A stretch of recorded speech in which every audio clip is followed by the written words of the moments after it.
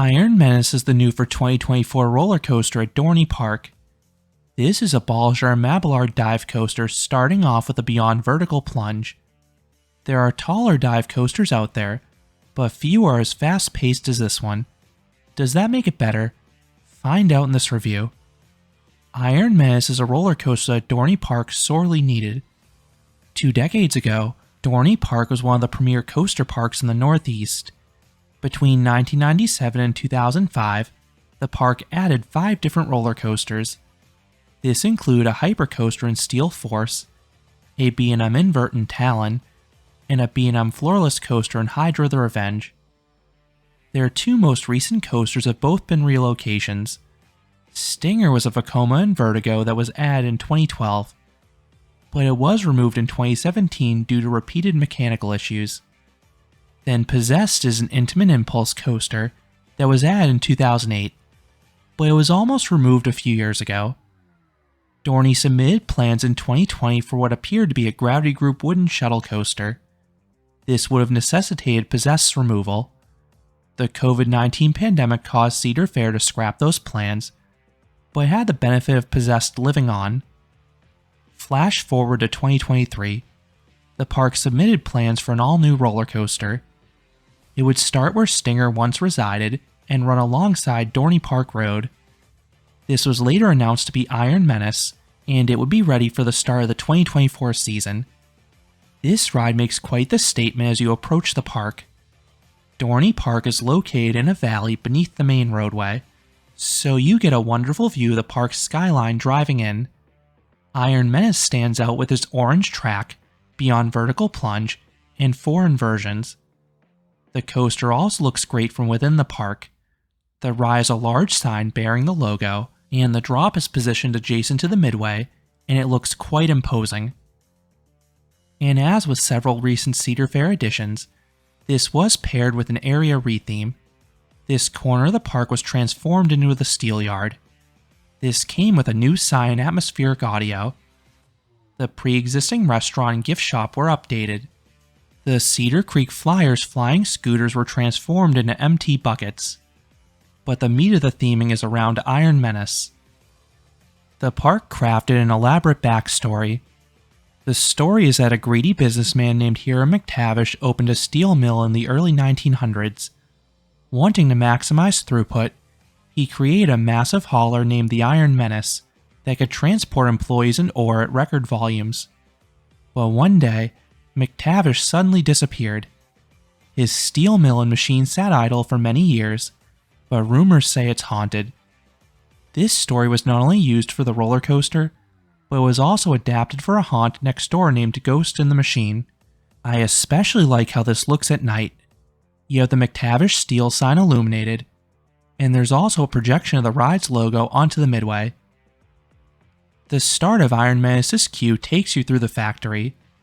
You have a punch clock and some mining paraphernalia. This part is quite a bit to see, but it is very brief, and you're almost always going to walk straight through it. If this ride has a wait, most of it will take place outdoors. This part gives nice views of the ride's second half, and there's also a paranormal activity van there too. But otherwise, it's a long set of switchbacks. This part was originally uncovered and brutal in the summer sun, but the park thankfully added some much needed shade structures. This leads up to a staircase to the station. In general, Dorney Park's amusement side has manageable crowds. I've heard this coaster has been between a 10 to 15 minute wait most days. The park can get busy on weekends, as it can get a 30 to 60 minute wait later in the day, but you can usually ride this with a minimal wait if you head there early because it's located towards the back of the park. If the park is busy, this is included in the park's paid fast lane skip the line system. It's available both in the all-day option or as an expensive single shot. Fast lane users go directly up to the station, often boarding the next train. Iron Menace operates with 2 trains. Each holds 21 riders, as each has 3 rows of 7 riders.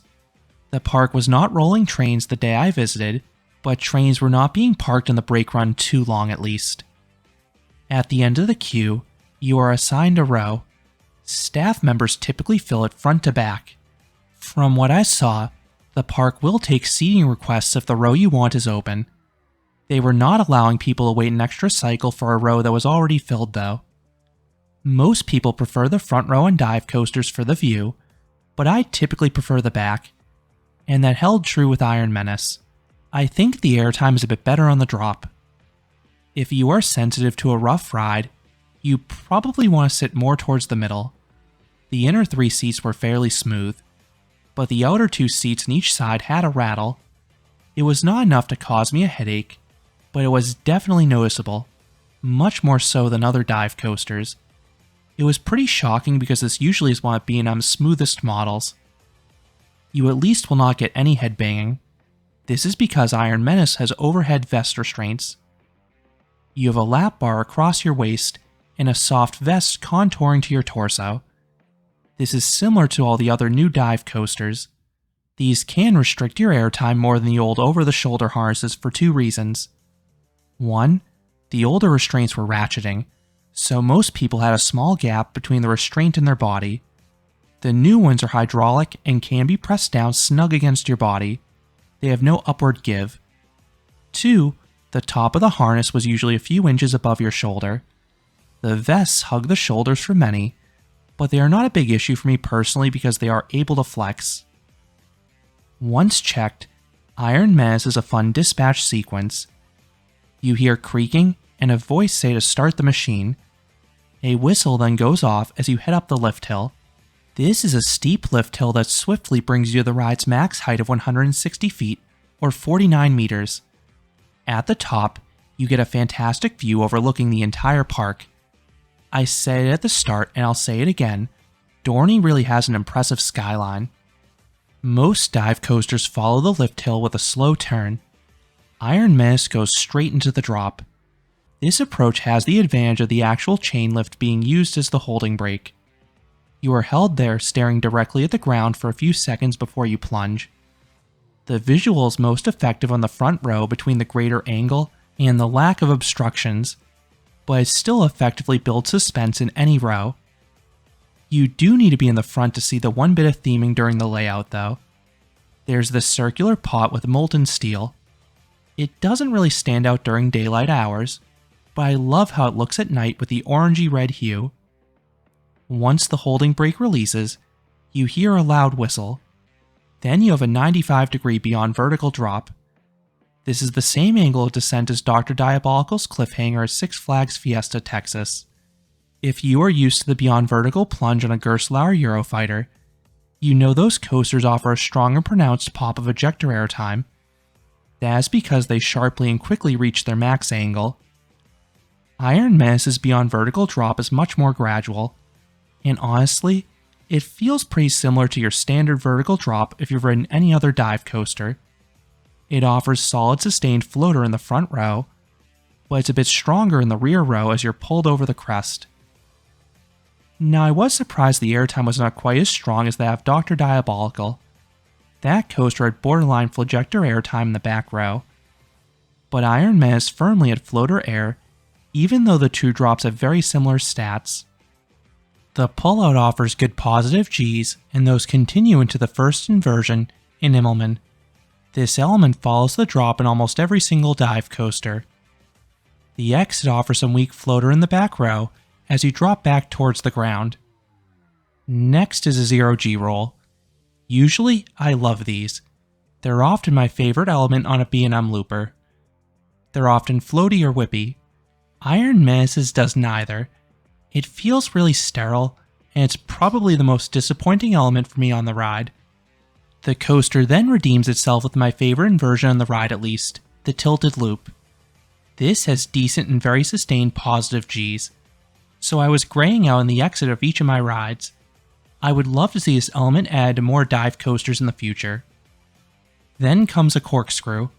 This is too graceful to offer any whip, but it does have a smidge of float at the apex. You then twist upwards and to the left. And now it's time for Iron Menace's most infamous moment. As you untwist into the brakes, there's this really awkward jolt, and you can visibly see it off-ride. It is unlike anything I've ever felt on a B&M. Your whole body will be slammed sideways. There is nothing in the profiling that would suggest this should be there, so I suspect it was some sort of manufacturing defect. I didn't find it uncomfortable, just strange, but I knew about it and was able to brace myself. I heard a few people scream in discomfort, especially if they had their arms raised, so I would definitely recommend holding on at this part. You then hit the brakes and return to the station, ending the 2,169 foot or 661 meter long coaster. In terms of pacing, this is one of the better B&M dive coasters. There is no mid-course brake run, so there are no stoppages or spots to catch your breath. Once you crest the drop, you have 4 consecutive inversions, and the train holds good speed through the layout. Smoothness is the one spot where this coaster suffers the most. The train jitters in spots with high positive Gs, especially if you're in the end seats, and then the jolt at the very end is awkward. I find it rideable and ultimately tolerable, but I obviously would prefer it more if it tracked better. And for others, this is an even bigger issue. I know others who have come off with a headache. So what would I rate Iron Menace? I would give this coaster a 6 out of 10. This is a good coaster overall, and a welcome addition to Dorney Park, but I do find it to be one of the weaker dive coasters. I like the drop, and the Immelman and Tilted Loop are good, but the other 2 inversions do not add too much in my opinion. Then this ride also has that rattle. This is probably my least favorite dive coaster in North America. It shakes more than any other dive coaster out there. The taller ones have better drops. Then I think the elements after the drop on Dr. Diabolical and SeaWorld San Diego's Emperor have better forces. I do enjoy Iron Menace overall, and it's one of Dorney's better coasters. I just wanted to clarify where it stacks up to the other rides of the same model. I'm glad this Pennsylvanian theme park finally got a brand new coaster after nearly 2 decades, and they beat a few other parks in the Northeast to the punch by adding the first dive coaster to the region. It's also nice how they gave a thematic refresh to that corner of the park. It looks way better now. So those are my thoughts on Iron Menace at Dorney Park. What are your thoughts about this coaster? How do you compare it to the other dive coasters? Let me know down in the comments. If you enjoyed this review, I would appreciate it if you gave this video a like, and you consider subscribing, because there'll be a lot more roller coaster and amusement park videos here at Canopy Coaster.